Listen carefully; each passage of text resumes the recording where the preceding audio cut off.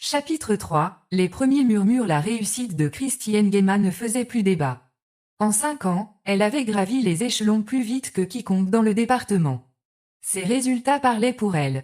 Les chiffres augmentaient, les projets aboutissaient, les partenaires étrangers la respectaient. Mais quelque chose changeait, ce n'était pas visible sur les tableaux Excel. C'était dans l'air, dans la pause café écourtée quand elle entrait, dans les conversations qui s'interrompaient, dans les regards qui se détournaient. Christie le remarquait, elle choisissait de l'ignorer. Un lundi matin, lors d'une réunion stratégique, elle corrigea publiquement un chef d'équipe plus âgé qu'elle. Votre analyse est incomplète, dit-elle en faisant défiler la diapositive suivante.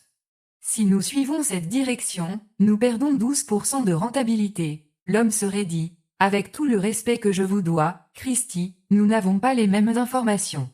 Elle leva les yeux vers lui, justement quelques rires étouffés. Pas en faveur de Christie. Après la réunion, elle surprit un échange dans le couloir. Elle croit que le diplôme fait l'humanité, elle nous parle comme à des enfants. Elle continua à marcher tête haute.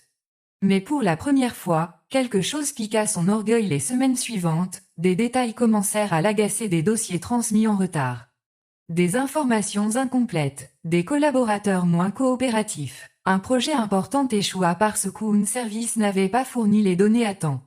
En réunion de crise, Christie déclara froidement: l'incompétence collective devient un handicap structurel.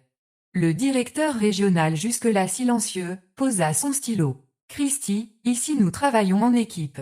Nous ne cherchons pas de coupable. Elle répondit sans hésiter: je ne cherche pas de coupable, je cherche des standards. Pour la première fois, le regard du directeur changea. Ce n'était plus un regard d'admiration. C'était de la prudence. Plus tard dans la semaine, elle demanda un entretien avec lui pour proposer une restructuration interne. Certains profils ralentissent la performance globale, expliqua-t-elle. Il faudrait envisager des remplacements stratégiques. Il l'écouta longuement, puis il dit calmement: tu es très brillante, Christie. Mais tu oublies une chose essentielle. Elle croisa les bras. Laquelle? Une entreprise ne fonctionne pas seulement avec l'intelligence. Elle fonctionne aussi avec la confiance. Elle ne répondit pas. Dans son esprit, la confiance était une suite logique du mérite, pas une condition. Les murmures se transformèrent peu à peu en résistance silencieuse. Des alliances se formèrent. Des discussions eurent lieu sans elle. Un jour, en passant devant une salle vitre, elle aperçut 3 collègues en pleine discussion animée. L'une d'eux ferma discrètement la porte en la voyant. Elle continua son chemin, toujours droite, toujours impeccable, et pour la première fois depuis longtemps, elle ne se sentait plus invincible. Elle ignorait encore que l'hostilité ne naît pas d'un grand événement et qu'un jour ces murmures deviendraient une décision.